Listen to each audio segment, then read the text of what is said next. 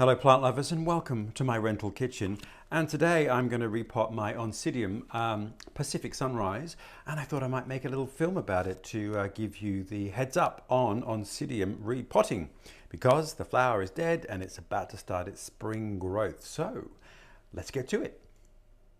Here you can see a new growth just starting to emerge down there, that little green spikelet, and there is a new growth just tucked inside here, waiting to emerge as well.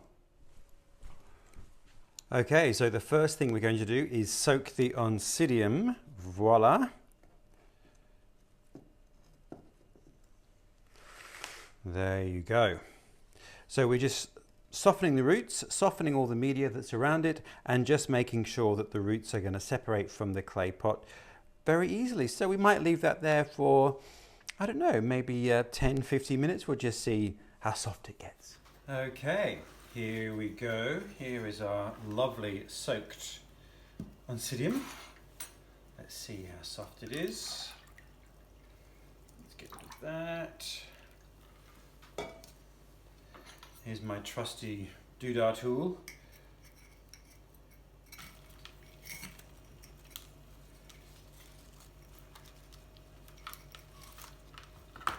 Ooh, there we go. The roots look fabulous. Let's just clean out some of this media.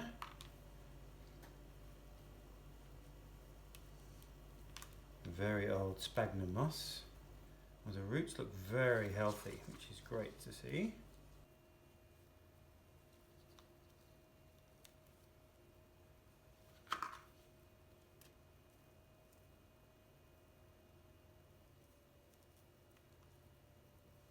Going to give it a bit of a rinse, get rid of the last of the things clinging to it. Okay, and here is our beautiful root system. Now there are a few roots that you can see are dead, the ones with the filaments, so I might just trim a few of these off with my sterilized little scissors.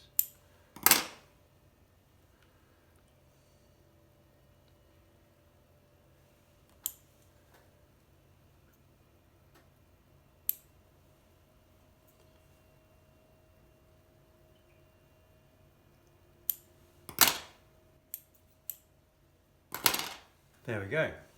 And now I am just going to trim off the flower stalk just there.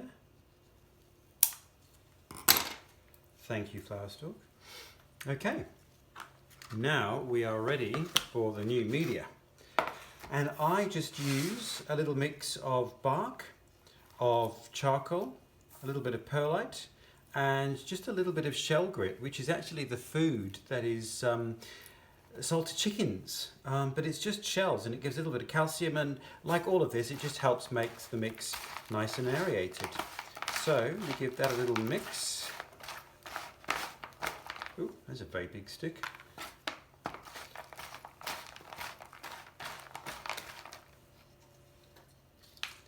My secret ingredient, which is a piece of volcanic stone in the bottom of the pot.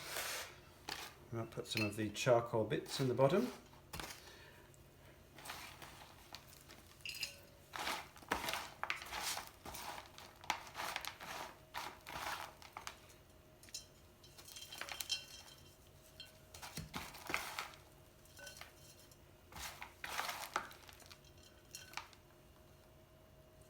And now, what I need to do is to put the back of the plant, which is the old bit, towards the back of the pot.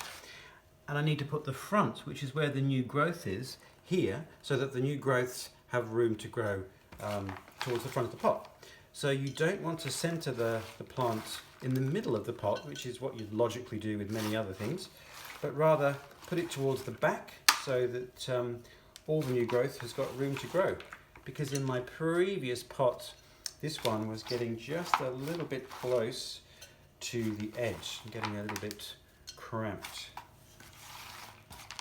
There we go. There we go. So gently allow the media to settle in. Don't push too fast, too hard, otherwise you're going to damage the very gentle roots. So there we go. So we've got, first of all, terracotta pot, because I am a terracotta pot kind of guy. We've got the back of the old plant towards the side of the pot. The new growth is coming out here, so it's got room to grow towards, it's actually just in there, so it's got room to grow towards the centre of the pot. And it is just a regular orchid pot with holes in the side, as you can see. So there we are, that is my Oncidium. Now, I do have a little secret ingredient, which is, I always put a little bit, and I cannot begin to pronounce this, but fungi into the soil mix. And this promotes root growth. And I just had great success with it. You saw how healthy the roots were. So what you can do is mix a bit into your potting mix, or just put a little spot there, and then we will water it in. There we go. We're just going to water that in so that the fungi get dissolved and washed down into the media. Then give the whole thing a nice bit of a drenching. Clean the leaves.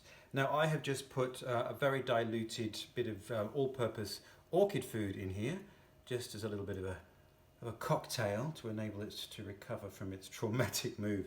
So Oncidiums don't particularly like having their roots disturbed. Who does? So it's good not to do it too often. So the reason I've been doing this today is because the flowers have finished. It's late winter, early spring, and the new growth was just starting to be visible. So now is the perfect time to be repotting your Oncidiums once they've flowered and just before the new growth starts to really go gangbusters. So we'll let that drain through, and there we are. There is our newly potted Pacific Sunrise with a very dirty tag.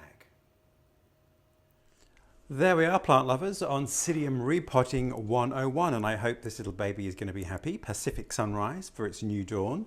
Moral of the story is, spring is a good time to repot when the flowers have died off and just before the new growth starts to really go gangbusters. Try and position the old part of the plant towards the back of the pot so the new growth has room to grow towards the middle. And there you go. I've used a terracotta pot with drain holes because I am a terracotta pot kind of guy. Oncidiums, as we know, like intermediate to well-lit areas, not strong light, not direct light, but they like a certain brightness. They also like moisture, so don't let them dry out too much. They don't like the media to dry out completely, but again, don't overwater them. You can see the pseudobulbs can get a little bit wrinkly and the leaves can get a little bit crinkly if they're not moist enough, so that's something to bear in mind. Anyway, I hope this will be happy, as it hopefully is going to bloom again this year. I shall let you know if it does, obviously. So thank you for watching, and stay tuned. Next week I'll be doing something else I think wonderfully interesting, which I'm sure you will find interesting. Anyway, thank you once again. See you next week.